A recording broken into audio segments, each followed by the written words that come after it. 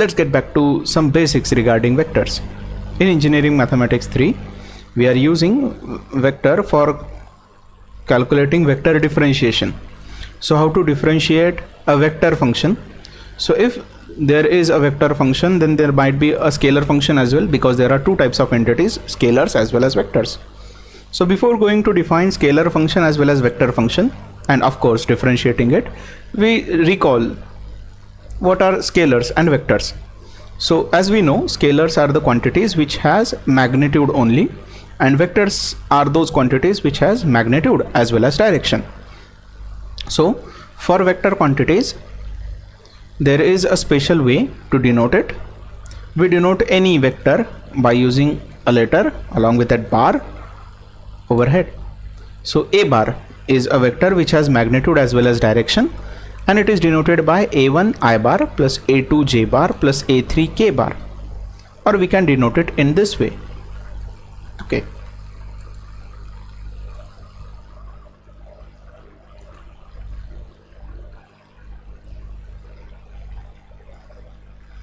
So this is the way to denote a vector. So I will use this for the simplification. It will be the meaning, where I bar, j bar and k bar are the unit vectors along x-axis, y-axis and z-axis, so that it will represent a Cartesian point a1, a2 and a3. So this is the Cartesian representation of a vector. This is vector form, and this is just the notation. In matrix form, we can represent a vector by using a column matrix a1, a2 and a3. Fine. This symbol addition does not imply we are adding this. This is just the concatenation operator which separates the x component, y component and z component. So a1 is the distance from origin along x-axis, a2 is the distance from origin along y-axis, a3 is the distance from origin along z-axis. Okay. Again, there are further classification. If we calculate r, suppose this is our origin, this is x-axis and this will be your y-axis, then this will be your position of a bar. So a bar is a Cartesian point a1, a2, a3, and the line or the directed arrow joining the origin to this point a1, a2, a3 is known as a vector, where distance of this vector is known as magnitude of the vector and angle is known as amplitude. So magnitude of vector is nothing but distance from origin. So there are some standard examples like velocity as well as force. These are the examples which contains magnitude as well as direction, but there are some limitations to a vector quantity as well. Vectors only imply magnitude and direction. They do not imply information, or they do not have the source of force or the source of the quantity which is applied on it. Okay, it has magnitude as well as direction only. Then we deal about the arithmetic regarding the vectors. So let's start with addition. So let a bar and b bar be the two vectors. Addition of two vectors is done in component wise sense, means x component is added in x component of other vector, y component is added to y, z component is added to z respectively. So geometrically it is nothing but addition is done by using a parallelogram law, or it is also known as triangle law. So how to evaluate it? First we consider a bar is the vector which has position a1, a2 and a3, where b bar is the vector with position b1, b2 and b3 along xyz axis respectively. So what we do, we consider the replica of this vector b bar. So its magnitude will be same as magnitude of vector b.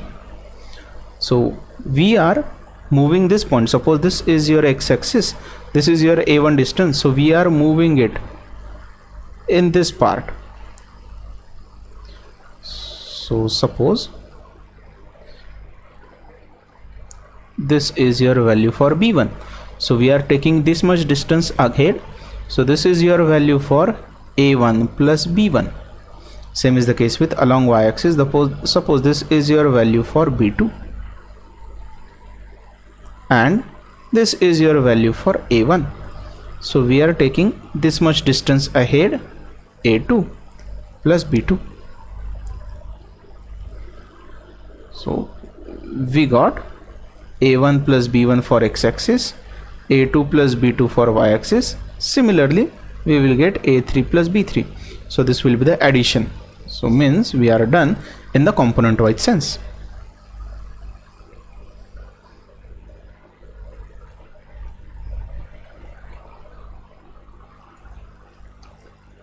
Then regarding multiplication of vectors, there are two types of multiplication. First one is scalar product and second one is of course vector product.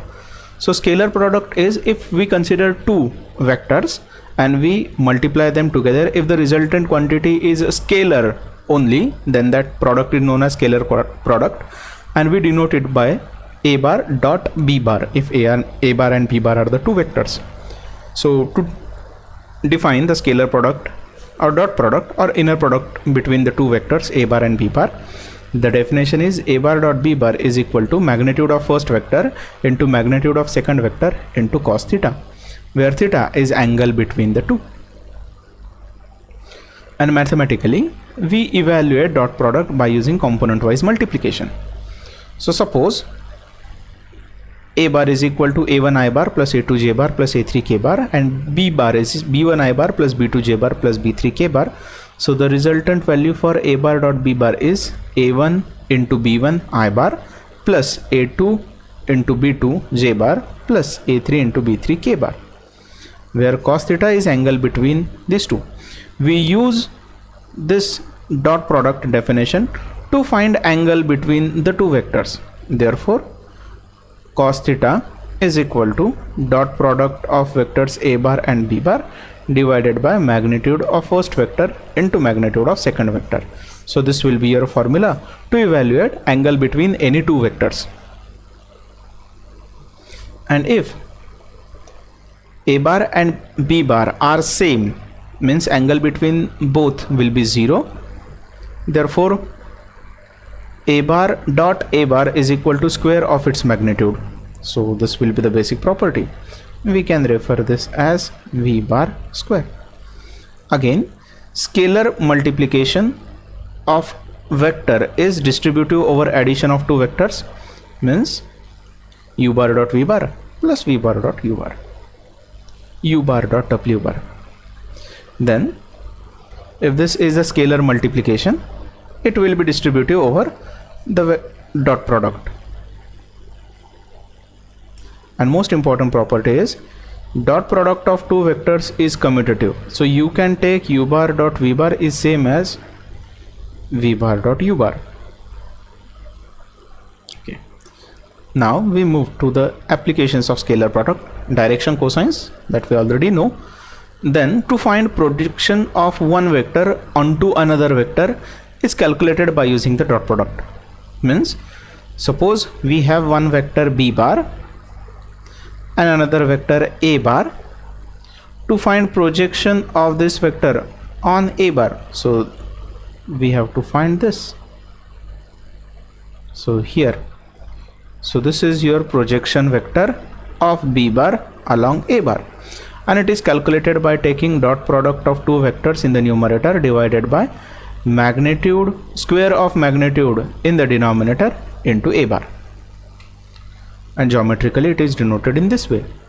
So the point at which the projection of this vector is will be the direction of this projection vector.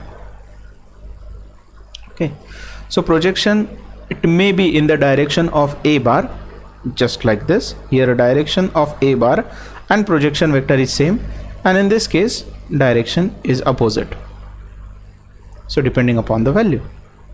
Then we move to the vector product or cross product of two vectors. It is defined by using right hand screw rule. So a bar cross b bar is equal to a into b into sine theta into n cap. So we consider A bar is first vector, B bar is second vector, and theta is angle between these two, then value for A bar cross B bar is a vector quantity whose direction is along perpendicular to the plane of A bar as well as B bar. So it can be demonstrated by using a right hand screw rule. So suppose this index finger is vector A bar, this is vector B bar, and the fingers curled in this orientation. So this implies we have calculated the angle between A bar and B bar in anti-clockwise sense. Then A bar cross B bar is magnitude of first vector into magnitude of second vector into sine theta into n cap, where n cap is perpendicular to the plane of A bar as well as plane of B bar. So this will be the direction of A bar cross B bar. If this is non-zero, then A bar cross B bar will be perpendicular to A bar as well as B bar. Okay, and if cross product between these two vectors is equal to 0, this implies A bar and B bar are perpendicular to each other. So this is just a simple observation. So this is right hand screw rule. And to evaluate arithmetically value of cross product, we used to evaluate this determinant. Most important thing to remember while evaluating this cross product is order of vectors is important. First vector is A bar, so it will be taken along the second row of this determinant. Second vector is B bar, it is taken along the third row in the determinant, where first row is standard for unit vectors along x, y and z axis respectively. Then there are some properties related to dot product as well as cross product. So if we consider I bar, J bar and K bar are the unit vectors along x, y, z axis respectively. So dot product of I bar into I bar is square of its magnitude, where magnitude of unit vector is always equal to 1. So this is your value for J bar dot J bar equal to K bar dot K bar. But regarding the cross product of same vector, angle between these two is 0, so sine 0 is 0, so this is your value.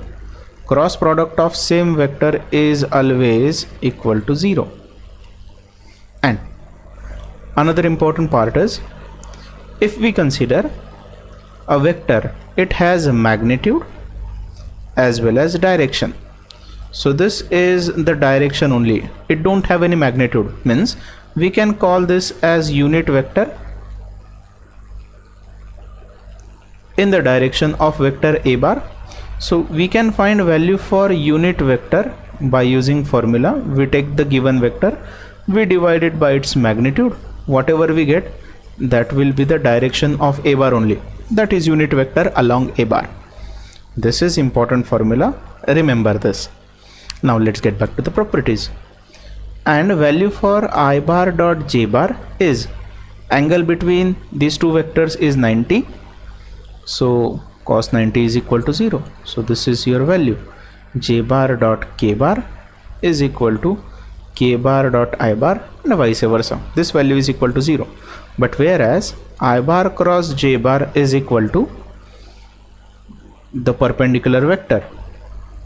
So here to remember the cross product, we remember this diagram. So I bar cross J bar is equal to K bar, J bar cross K bar is equal to I bar, K bar cross I bar is equal to J bar. And if you go in clockwise direction, then your sign will be negative. Fine. So these are some properties. Okay. Now we move towards some observations. Two vectors are parallel to each other if cross product is equal to 0, and two vectors are perpendicular to each other if their dot product is equal to 0. If cross product is non-zero, then A bar cross B bar will be perpendicular to A bar as well as B bar simultaneously, and cross product of two same vectors is always equal to 0. There are some properties. Again, cross product is not commutative, cross product is distributive over vector addition, and this is your property for vector triple product. We will discuss afterwards. Okay, and it can be calculated. Value for the box product can be calculated in this way. So we go to the vector triple product. First, if we take scalar triple product, means three vectors are multiplied with each other and the resultant value will be a scalar quantity. It will be denoted by the box product of these three vectors a bar, b bar, c bar. Here in between these three vectors a bar, b bar and c bar, we have put one dot and one cross. So irrespective of order of dot and cross, your value will be the same. Okay, and there are some properties. Value of box product is same if order of vectors is preserved. Means if your order of vector is a bar, b bar and c bar, then the same value will be obtained if you change the position of first vector but preserve the order. Means a bar, then b bar, then c bar, or a bar, b bar, c bar. Since order is preserved, value will be the same. And second property, value of box product is equal to 0 if any two vectors are same. Remember these two properties, they are very important and essential while solving examples on vector identities that will be required. Now we move to the vector triple product. If three vectors are given, a bar, b bar and c bar, along with their vector product. So to remember this, there is a shortcut trick.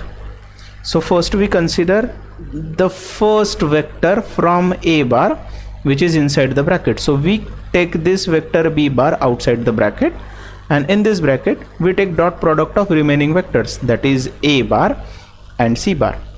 Then minus, we take the second bracket present in the bracket, so this c bar is taken outside, and then we take dot product of remaining vectors. Similarly, if vector triple product of a bar cross b bar cross c bar, so c bar is outside the bracket, first vector is b bar from c bar, so it is taken outside the first bracket, and then second vector is a bar, so it is taken out of the second bracket. Then in first bracket we take dot product of remaining vectors, that is a bar dot c bar or c bar dot a bar. Then for the second bracket we take remaining vectors dot product, that is b bar dot c bar or c bar dot b bar. So practice this, remember this formula, we get the required result. So before solving some examples on vector differentiation or what is derivative of vector, we need to remember some basic things. That is, product of two scalar quantities is always scalar.